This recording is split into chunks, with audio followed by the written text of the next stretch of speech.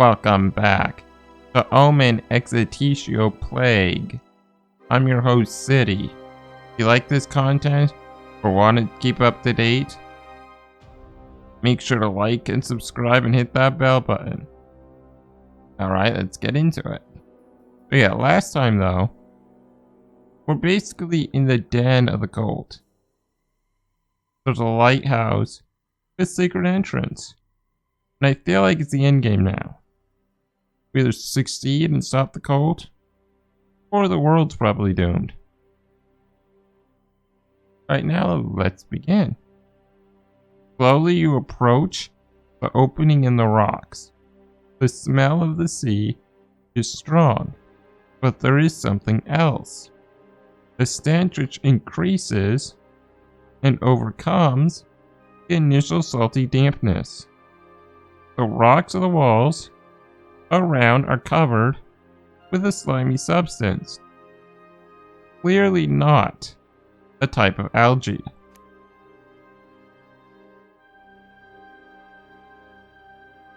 The smell is acrid and sickeningly sweet, so disgusting as to be almost unbearable.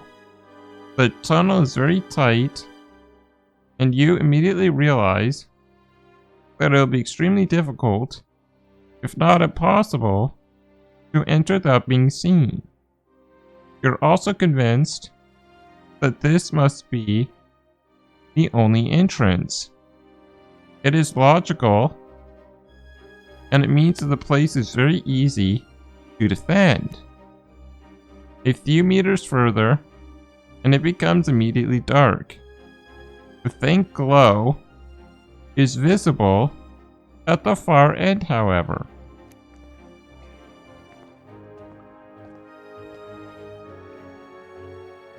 You silently and cautiously continue along the passageway. The cave gets narrower in some places, and you must squeeze up against the greasy walls. You can see very little in the almost darkness, and you can hear large drips in the cave against the distant echo of chanting and drumming. But it all sounds so strange due to the warped acoustics.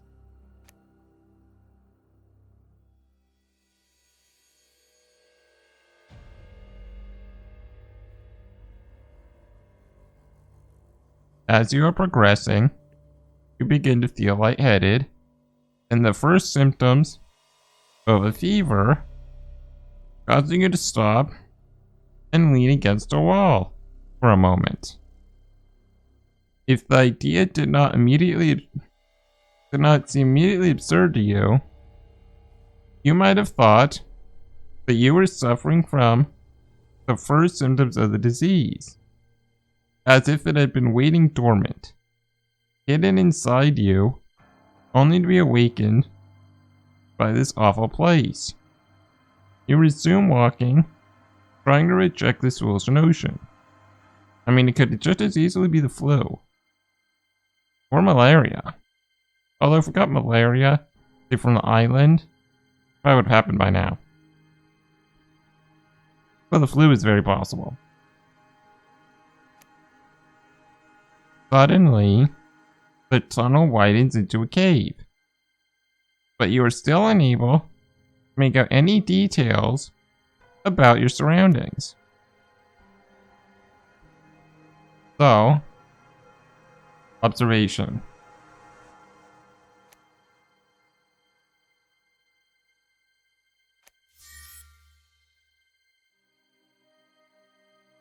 I hope 4 is enough to win. I'm not quite ready to go all the way. Okay, good, success. You spy esoteric symbols carved onto the walls. You become aware of someone's presence. There is a man just behind the entrance to a room that looks to be hewn from the rock. You are through with hiding. It is time to confront the cult head on.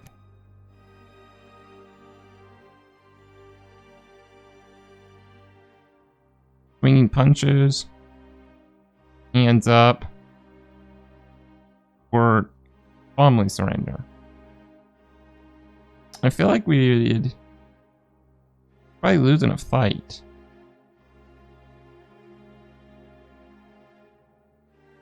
But how would we get out of this? I like the idea of punching, but we could surrender.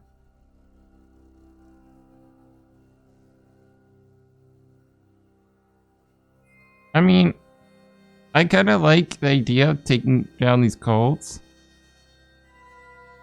by punching their asses. They do kind of deserve it. So let's go and punch. Not wanting to surrender, you run into the room and launch yourself at the man you have noticed, waiting for you in the darkness. You knock him to the ground with a clean punch. Another man runs at you from behind, but you turn and headbutt him on the chin. And so he too falls to the ground. Then all of a sudden, you realize that you're trapped and you're surrounded by dozens of cultists with sticks. A particularly strong blow caused you to lose consciousness. I mean, hey, we punched 2 of them. That's good enough for me.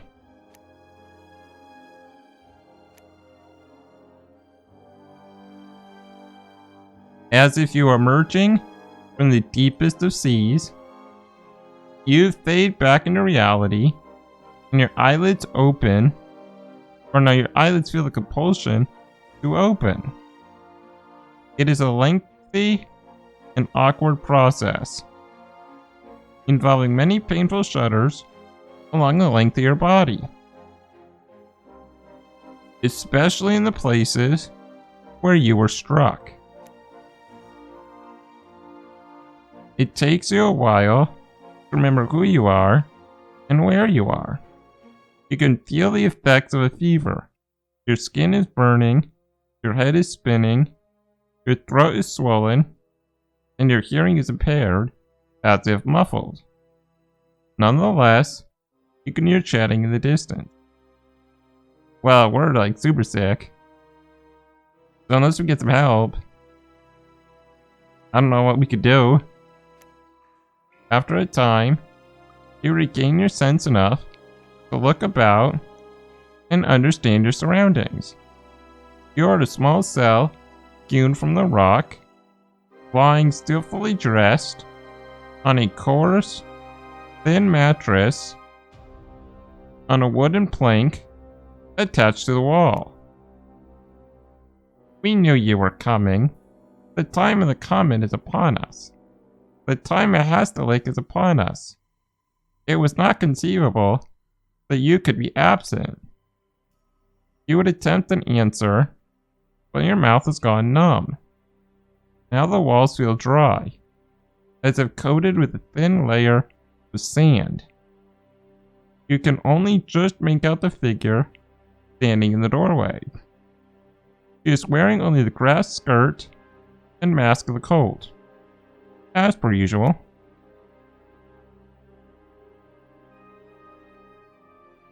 I think we need to recover. Given the overwhelming sense of feverish nausea pervading your whole body, you decide that it's probably a bad time to try and stand up. You are struggling to keep a clear head. You need to sleep. That's it. What has to rise up within you? Can you feel the fever? It is his breath growing inside you. Let it grow. Let it fill you. The ritual is coming to its zenith. You have just felt his power, more and more, as you have journeyed towards his temple, wherein he is entombed. At last his chains will break. Finally our cultist efforts will come to fruition. Astalik, Lord of Legions, will finally have his dominion over the world. and we shall rule with him. Not if we could do something about it. So one begins chanting in a primitive, harsh, and incomprehensible language. A language you have never heard before. Composed of guttural sounds akin to grunting or wild growls. There is only one word which you can recognize as being repeated. Hastalik.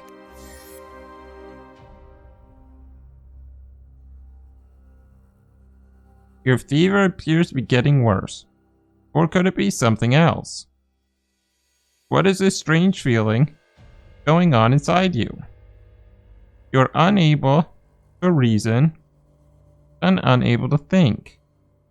Yet despite the constantly carrying chanting, your eyelids close and you fall asleep. We gotta get this going. How are we gonna stop the cult if we're sitting in bed? And who is Hastalik? I mean, we know he's the Lord of or God of Legions or whatever. That's all we know. Probably evil. A wave of swirling unfamiliar colors hits your retinas. They seem at the limit, if not beyond, the range of colors of the ordinary world. Just looking at them gives you vertigo and makes you nauseated. Yet you cannot look away because they are all around you. You are in a place, in a physical location, but you're struggling to find even the vaguest point of reference. There's a regular geometry to your surroundings, but it is a reality with other rules that you can only define as but alien in some way. All the shapes you can see are distorted and unfathomable. Yeah, I think that's drugs.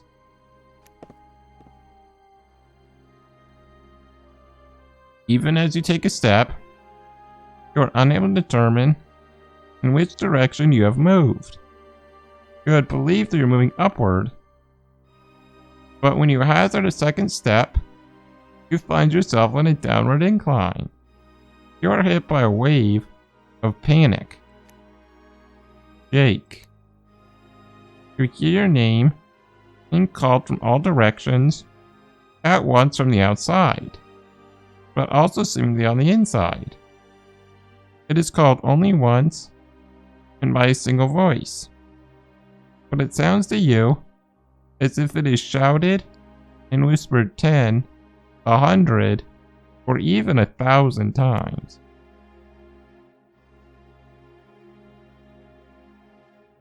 Something moves closer to you. You cannot understand its aspect, or even whether it is a man or a creature. Nor can you make out exactly what it is. Is it in front of you, or at your side?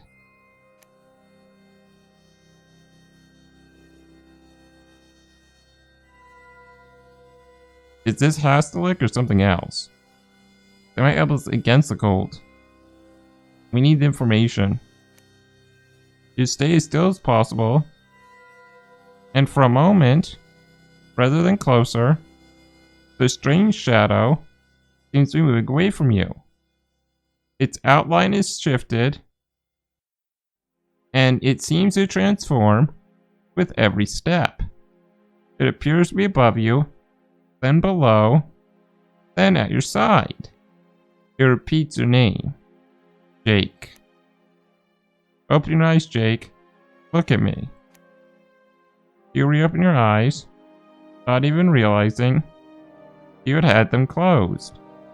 For a few moments, you are dazzled and nauseated by the brilliant colors and shapes.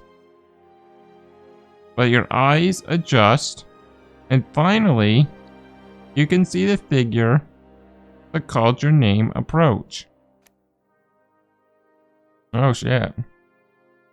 His features are humanoid, but his face has a soft, almost fluid texture, and changes one moment to the next. Although his skin is dark, its appearance shifts constantly from one face to another. Do you recognize me, Jake? You recognize the messenger, then the coach driver, now the servant in livery, now the librarian, now a boss, the fisherman, and finally Betsarai, interpreter. Of course you recognize all the faces that we've seen from Zanzibar onwards. All have been unimportant people who have helped you in some small way or pushed in a certain direction.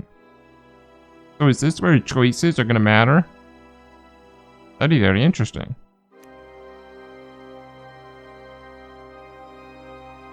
But between one human face and the next there are flashes of light. In these flashes, you catch momentary glimpses of inhuman, savage creatures, undefinable horrors, which alternate with the human faces. Yeah, that's a little creepy.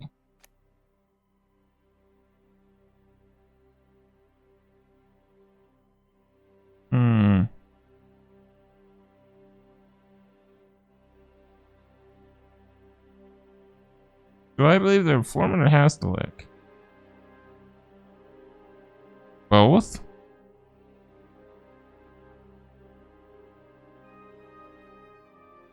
But if it's people that have helped you...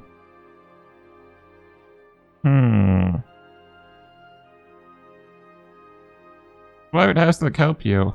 Unless he's got a purpose for you. Let's say Hastalik. I think it makes more sense. A harsh metallic laughter hits your ears and passes through you violently.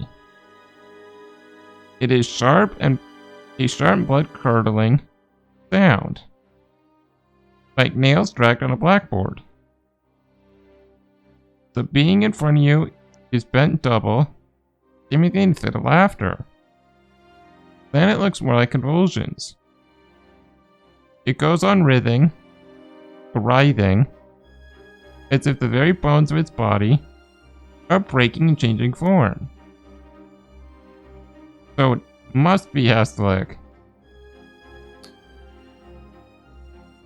Its head becomes one giant red tentacle, then returns to human, dressed as a pharaoh. Now you are Lathotep.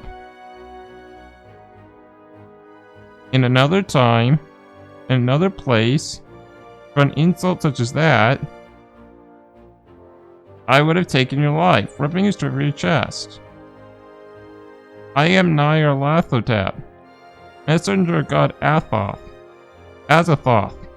I was your informant. Damn it. I was wrong. Wow. Damn it. I thought I was right. Thanks to you in the comet. Oh shit.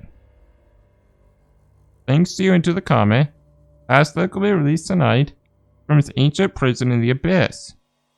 If summoned with the correct ritual, the passage of the comet and the right celestial configuration will provide the energy necessary for the buried god to break free from his prison. Uh-oh. Yeah, I kind of suspected the informant. Why would they be on our side? Tonight, Hastalik will give free rein to his hunger, spreading like thousands of plagues, or like the thousands of plagues and diseases that constitute his very being. Nyarlathotep's face. Let's just call him Nightep from now on. Nightep's face and aspects change continually. Innumerable men and monsters appear before you in turns, and its rattling voice penetrates your body like something with a definite physical form. You close your eyes. His servants shall be his slaves, but they will also hold the reins of the world for him. The future of the whole human race will be death and suffering. You, Jake, are in fact the key to releasing Pastalik, yet, by the same token, you could also lock him up forever. Let's lock him up forever. Is this really happening? Or are these merely delusions caused by the fever? Have you really become the turning point of a clash between alien beings, divine entities from a different plane of existence, fighting to control these planets, or the planet? Or are these mere feverish delusions, fruit of paranoia and delirium, caused by the disease, and all the things that you've been through? Okay, so is this guy on our side or not? I don't know.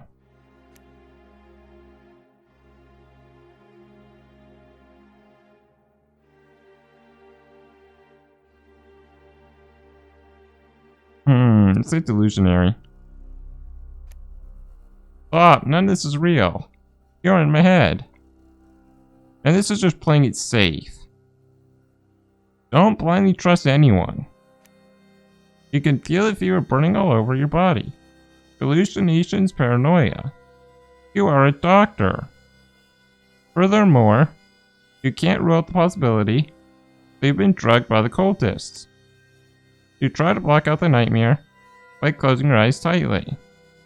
The voice continuing in your mind other than your ears. It appears to confirm its somatic nature. You must take back control of your faculties. You are the doctor and soldier, Jake Huntington. Then, opening your eyes, expect to find reality returned. With your composure, what you see shocks you. You can feel your bowels twisting. Night tap is taken on yet another form. Your eyes are burning and watering, but you are unable to close your eyes anymore. I will not permit such an affront. This is reality, Jake. The problem is that you've so far only been privy to a trivial, infinitesimally small understanding of true reality. You are looking for purchase, for anything that your mind can find to cling to, even if only to make some sort of sense of what you're looking at. There is nothing, however, which comes close to your experience of reality hitherto, either in terms of form or color. You want to scream, but you feel paralyzed. You feel yourself paralyzed before this outwardly spectacle.